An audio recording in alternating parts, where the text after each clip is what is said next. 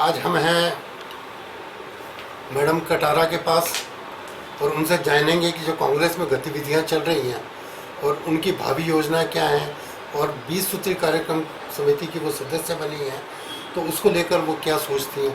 तो मैडम, आपका स्वागत है हमारे चैनल पे।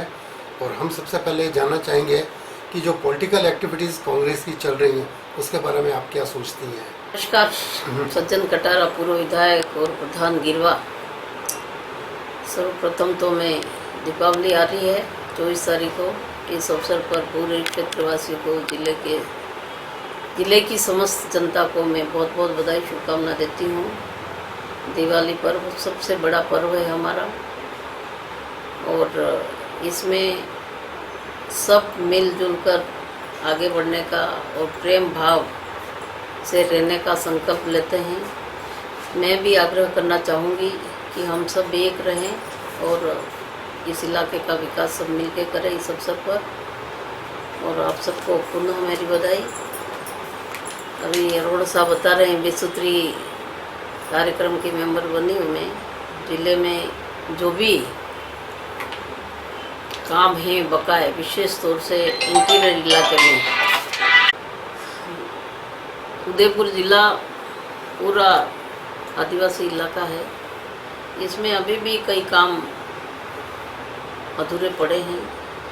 विशेष तौर से जो अंदर का इलाका है वहाँ पर अभी हमारी सरकार ने स्कूलें खोली हैं, काफ़ी स्कूल खोले हैं, विकास भी हुआ है बहुत, लेकिन कई जगह पे समस्या भी बनी हुई है। इस समस्या को लेके कल हमारा कलेक्टर साहब से भी मीटिंग हुई थी जिला परिषद सभागार में और पूरे ज़िले के बारे में एक्शन प्लान बन रहा है। इसमें आज हमारे मंत्री भी आएंगे, तो ज़िले में जो कमियां हैं, जो काम करने हैं हमें, उसका हम प्लान कर रहे हैं। जो जो डिमांड मांग रहे हैं हम लोगों से, जनता के जो काम हैं बाकी हैं अच्छे करने हैं हमको, वो करने का प्रयास कर रहे हैं हम और करेंगे। इसमें जो रूट लेवल है, जो जहाँ से असली आदिवासी जिसको हम कहते हैं, उसकी समस्याओं को जानने की कोशिश की, मगर बार बार टीएडी डिपार्टमेंट उदयपुर में है, टाडा माडा की योजनाएं उदयपुर में है, उनके पास इतना पैसा पड़ा हुआ है, वो पैसा खर्च नहीं हो रहा। उसको लेकर आप क्या करेंगे, क्योंकि प्लानिंग की हर बार अभाव रहा है जो उनका रियल विकास कर सके। अब आदिवासी को हम लोगों ने एक तरह से मोहताज बना दिया, उनको सिर्फ एक लेने की प्रवृत्ति उनमें आ गई है, वो आगे बढ़ना नहीं चाह रहे। उसको लेकर कि किस तरह से स्वावलंबन जिसको कहते हैं, स्वावलंबन बनाना बहुत ज़रूरी है आज के समय में। नहीं तो समय आने वाला समय बहुत विकट आने वाला है। इसलिए हमारी भी ये कोशिश है, हमारी सरकार की भी कोशिश है कि अंदर वाला इलाका जहाँ कमी कमजोरी है वहाँ क्या करके इनको आत्मनिर्भर बनाए और ये खुद सक्षम हो, कमाने योग्य हो। इसके लिए इलाके वाइज वहाँ पर क्या चीज़ें उपलब्ध हैं, कौन सी कच्ची सामग्री वहाँ पर मिल सकता है, क्या वहाँ उत्पादन हो रहा है, उसी को लेके हम प्लान करें। कोई ऐसी फैक्ट्री बनाए तो हम अच्छा काम कर सकते हैं यहाँ पर। ये बहुत उदयपुर में ही, उदयपुर तो हमारा भूगर्भ के संपदा के मामले में संपन्न है पूरे देश के अंदर। तो इतनी भूगर्भ की इतनी सारी चीज़ें निकलती हैं, इसका हम प्लान करें और उनको असली मालिक बनाए। जैसे मार्बल निकलता है, मार्बल बहुत ज़्यादा मात्रा में निकलता है, लेकिन वाकई सक्षम नहीं होने की वजह से ये मार्बल का काम खुद निकालने का, खदान करने का काम नहीं कर सकते हैं। तो इसमें भी हम प्लान करें, ये हम आज एक्शन प्लान बनाएंगे, उसमें भेजेंगे हमारी सरकार को। सरकारें बदलती रहती हैं, एक बार ये सरकार आई, दूसरी बार दूसरी आ गई, तो प्लान बनते बनते वापस रह जाते हैं, दूसरी सरकार आके फिर ये ख़त्म हो जाती है बातें, दूसरा प्लान होता है। एक जो आदिवासियों की जो मूल समस्या है कि वो जंगल जमीन के लेकर का जो आंदोलन कर रहे हैं, उनको वन क्षेत्र की जो उपज है उस पर अधिकार चाहिए, उनको अपने पट्टे चाहिए, उनको रहने की जगह के हिसाब से चाहिए। उसको लेकर के क्या ये जो बेसिक समस्या है वो इतने साल बाद आंदोलन के बाद भी ख़त्म नहीं हो रही। नहीं, देखो अभी हमारी सरकार ने, गहलोत सरकार ने ये प्रशासन गाँव के संग अभियान चलाए।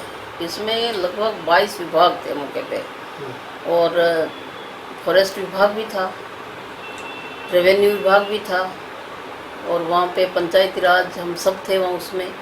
और हमने फैसला किया उसमें, सरकार ने ये ऐलान कर दिया कि जो आदमी वन भूमि पे बैठा हुआ है, मालिक बन के बैठा हुआ है, उसको सार्वजनिक पट्टे उनको वितरण कर दिया जाए। और ये प्रोसेस हो गए, आदेश भी हो गए।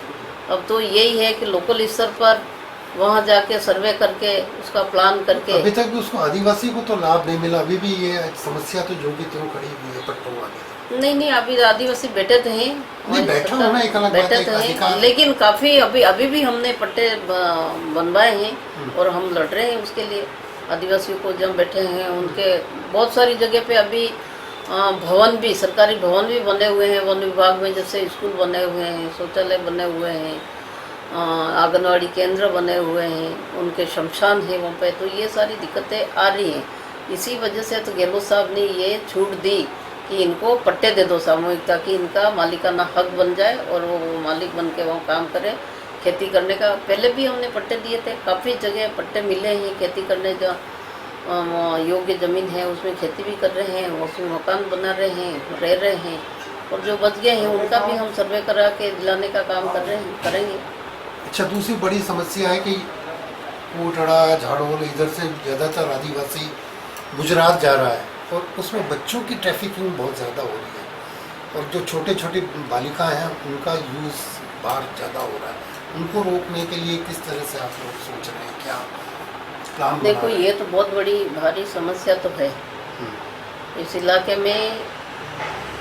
पता नहीं उनको गांव के लोगों को कौन गुमराह करता है, कौन ठेकेदार लगा हुआ है इसमें, कहाँ से आते हैं। विशेष तौर से ये गुजरात में जाते हैं, गुजरात में मोदी जी के इलाके में जाते हैं। तो गुजरात वाले डिमांड करते होंगे ये तो कि क्या है वहाँ पे। तो शोषण तो हमारे लोगों का हो रहा है, लेकिन उसके लिए भी हम प्रयास कर रहे हैं कि ये किस तरह से हमारी सरकार पूरी सक्रिय है इस मामले में और इसको रोके। हम काफ़ी केस रोके भी हैं और अभी भी हम इसमें लगे हुए हैं कि ऐसा काम नहीं हो आने वाले समय में। चुनाव आने में है, साल भर रह गया अब तो, क्या इरादा है आपके बार लड़ने का वापस से? मेरा इरादा जो हाईकमान आला कमान जो निर्देश देगा उसके अनुसार हम काम करेंगे। हम पार्टी के सच्चे सिपाही हैं और वर्षों से काम कर रहे हैं, बहुत लगाव है और हमने इलाके में अच्छे काम किए हैं और हमारी सरकार पुनः रिपीट हो रही है, ये भी आप नोट करना। सरकार ने बहुत अच्छे काम किए हैं इलाके में, वाकई तारीफ़ के काबिल हैं, इसका कोई मुकाबला नहीं, कभी हो नहीं सकता था वो काम किए हैं। तो हमारी सरकार जिस तरह से केंद्र सरकार ने महंगाई बढ़ाई है, बेरोजगारी का कोई अता पता नहीं, किस हिसाब से माहौल बना है,